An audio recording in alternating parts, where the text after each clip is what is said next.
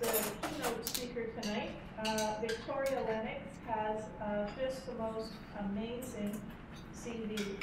She's been everywhere and done everything, and she's still so young. There's still tons more things that she's going to do. But in speaking to her tonight, I asked her to give me a word that would describe the one trait that has been predominant in allowing her to achieve all the things that she has achieved. And she said perseverance. When I look at her resume, when I listen to her talk, I would say there's another trait that's there, and just as strong, and that has to be energy. The energy of this woman is absolutely amazing. I'm going to tell you a little bit about the few things that she has done. She was born and raised in Cambridge, but she's now living in Ottawa, so she's one of our own here in the city. She is the co-founder of Startup Canada. She's the current CEO. She's met the Queen, which I'm very impressed with. She has received all sorts of awards, recognition from the United Nations, from the Economic Union. She's an expert in entrepreneurship, education, ecosystems, program architecture, governance, development, implementation, and in fueling entrepreneurship movements and awareness campaigns. She's the prime mover in getting our young people geared up, interested, raring to go, not just here in Ottawa, but around the world. So it's just fabulous, and I'm so pleased that she is here tonight to talk to us all. All right?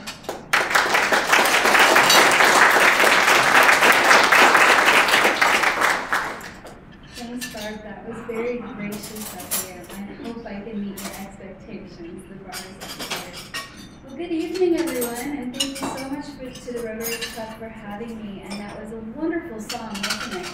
It's just like it all feels so warm and tingly and so welcome to you. So thank you. I was preparing earlier today, kind of just thinking about how I wanted to approach how I was going to do this. And I was chatting with the folks at my table, and they were telling me about the experience that you had. And I'm just wondering, how many people, their favorite part was visiting Shopify?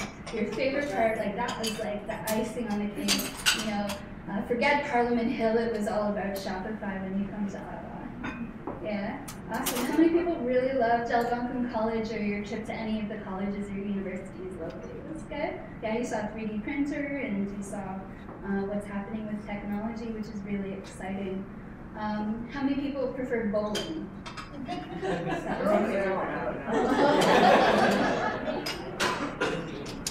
Well, I think that you are in such an incredible position that you're going to be social innovators and change makers, and the fact that you're here, and you're here because you're excelling in engineering and technology, mathematics, sciences, you are just going to catapult to the stars. So I'm really excited.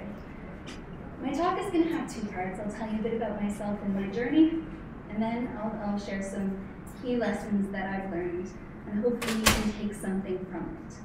So it's quite funny because when I was your age, it was election time, and it was Chrétien running, and I remember being in my bedroom, and I was, watching the debates, and for the first time I got really interested in politics because I saw the cheering and the charisma, and I didn't know what was going on or what was meant by any of it, but I just knew it was exciting. So I can certainly relate.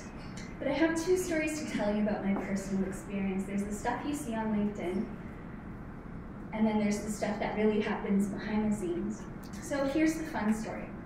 So my name is Victoria Lennox. I'm from Cambridge, Ontario, and I went to high school for the arts. So I thought I was going to enter the arts for a career until I found politics. And when I found politics, I needed to be as close as I could be to Parliament Hill, as quickly as I could be there. So the first opportunity I had to come to the University of Ottawa, I did. I didn't look at any other university, I just wanted to be close to Parliament Hill. So I decided to study political science and governance and public policy.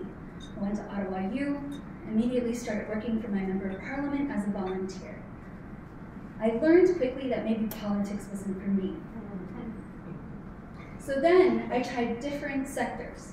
I started volunteering for Amnesty International. They're charged with human rights advocacy across the world. Didn't quite fit what I wanted to do. I worked for a think tank. There's lots of those in Ottawa. Again, didn't quite fit what I wanted to do. I tried working for government because that's what you do in Ottawa. I worked for Treasury Board and a few other departments while I was studying. Still couldn't find my place. So what happens when you graduate and you still don't know what you want to do? Well, you travel. So I visited China, I visited and worked in Ghana, so it's great to hear that you have some projects going on there. And I just backpacked and I did some work experiences, and I thought that China could be the place for me. I saw a booming economy and I thought, okay, well, what about Beijing? And again, I moved there, I tried a work term, and I still couldn't find my place. And by this time, I was 24, and getting really, really worried because I should have already been on with things, according to my parents.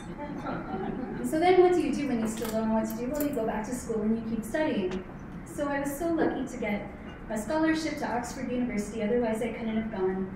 And I studied global governance and diplomacy. And I rocked it out. I got distinction. I worked really, really hard, which was like huge for my family. And then I found entrepreneurship. I joined my entrepreneurship club, and what attracted me to the entrepreneurship club was not making money. I went to the Freshers Fair, where you see all of the different booths of all the clubs, the photography club, the dance club, all those clubs, and they had pictures on the table of leaders that I respected, like Nelson Mandela. And they positioned entrepreneurs as social agents and change makers, and I was completely transformed.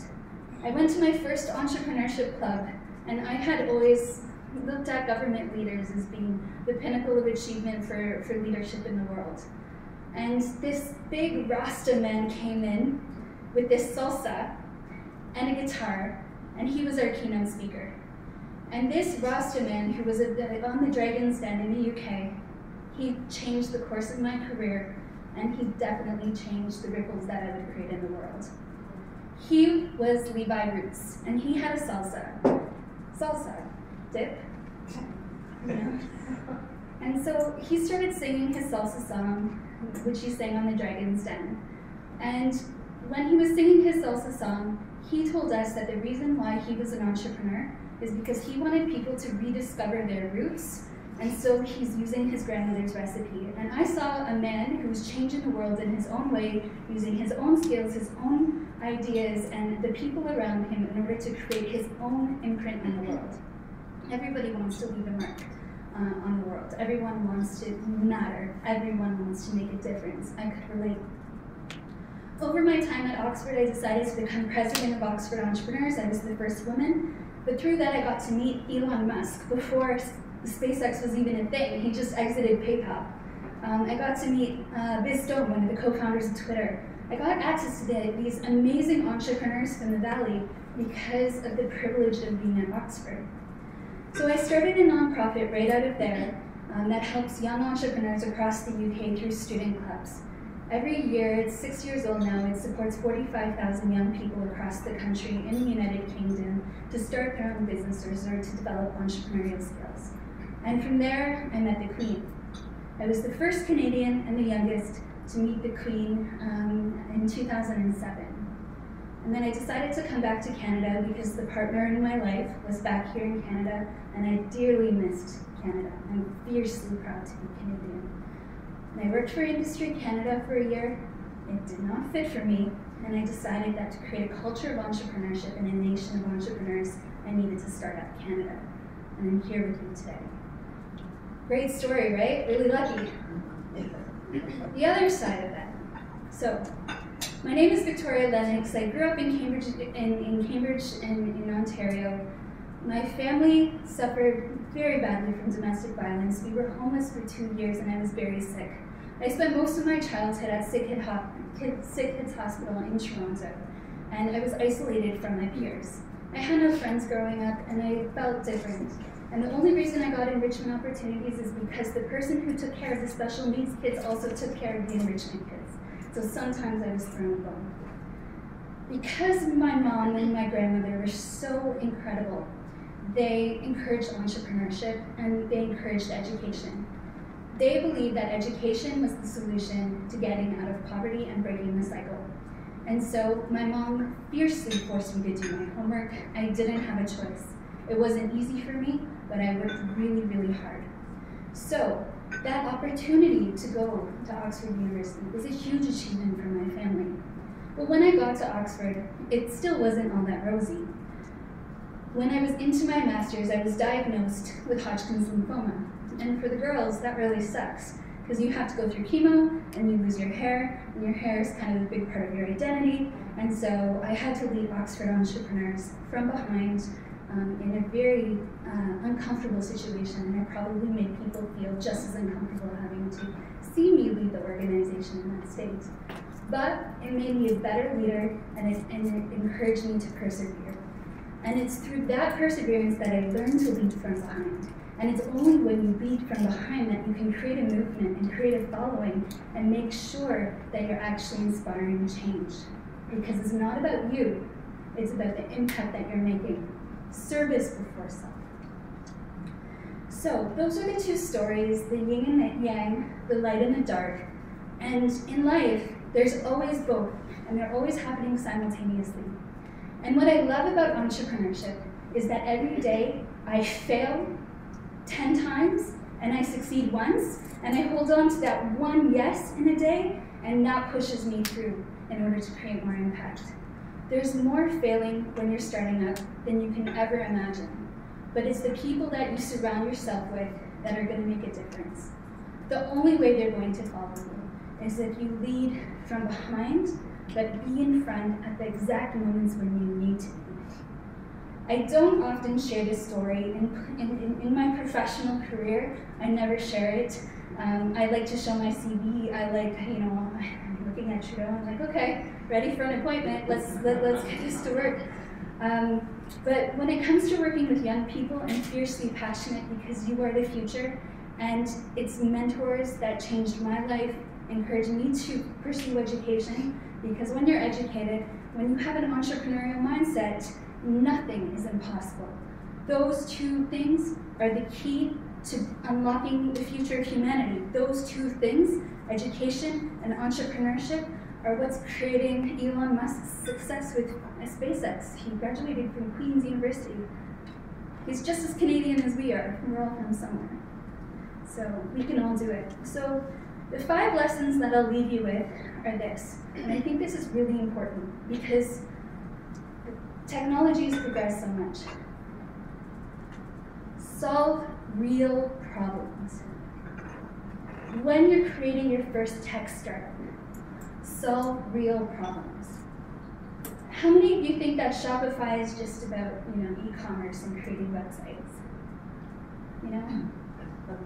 Yeah, they just want the money. Toby, when he started Shopify, he was fiercely frustrated about solving a problem.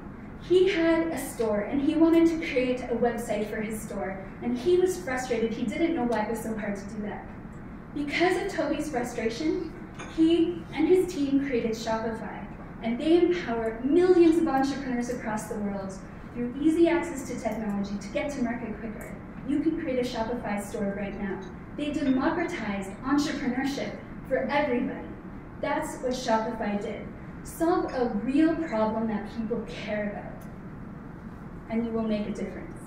And if that problem is mental wellness or mental health, or if that problem is ensuring that people in other countries have the same opportunities that you do, get fiercely passionate, because without that passion, you're not going to have the ammunition you need to persevere beyond what you're going to confront. The second one is, once you think you have a solution, you need to probably pivot a million times. Be passionate about the problem, but don't get stuck on the solution. Constantly innovate and pivot. Something that Canadian entrepreneurs are getting better at, but they kind of suck at right now, is they don't leverage the support around them. So organizations like the Rotary Club, or Invest Ottawa, or the resources available at the colleges and the universities. If there's support out there, be smart, Google, find it, leverage the support, become the poster child of organizations that are there to support you. Leverage what's around you. You don't have to do it alone, because entrepreneurship is a lonely journey. Find a mentor. You have them sitting in the room, they're hosting you at their homes. Make sure you have at least one mentor that you can go to. I have many. With many, many mentors that I relied on for different things. Some were lawyers, some were accountants, some were just there to be cheerleaders when I was down. You need an army of mentors, because if you're going to achieve anything of significance, you need people around you who are going to hold you up, because it's really, really hard when you dream big and you fall hard. So make sure you have those people around you. And last, but should have been first, is give back first. Be of service first. Entrepreneurs that I know, no matter how successful they are, they're the most generous people I know. If I ask for anything, or if you ask for anything, they'll say yes. Oh, well, what type of event is this? Youth? I'm there. Totally there. So give back first, and be the person that says, yeah, good job, that's a great idea. Be that guy, be that girl that says, right on, how cool is that? How can I help?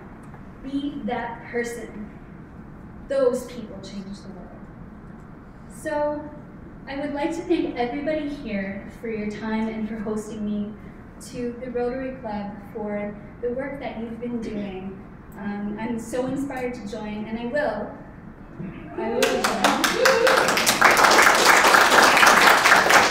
And to the young people in the room, this might be a blip in your memory one day, but just remember this.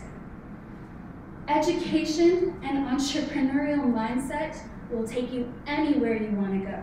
So just stay committed and stay on course, and be the person who says, that's a great idea, how can I help? Thank you so much.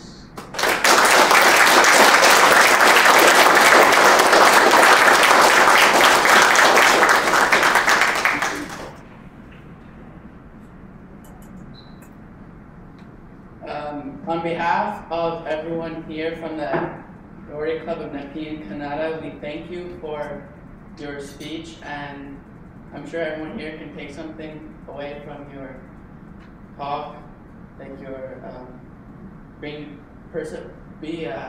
be persevered in what you're doing and stay strong and energetic.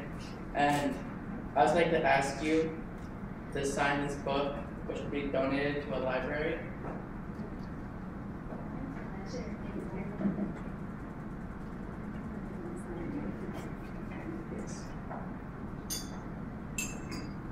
The book is science homework.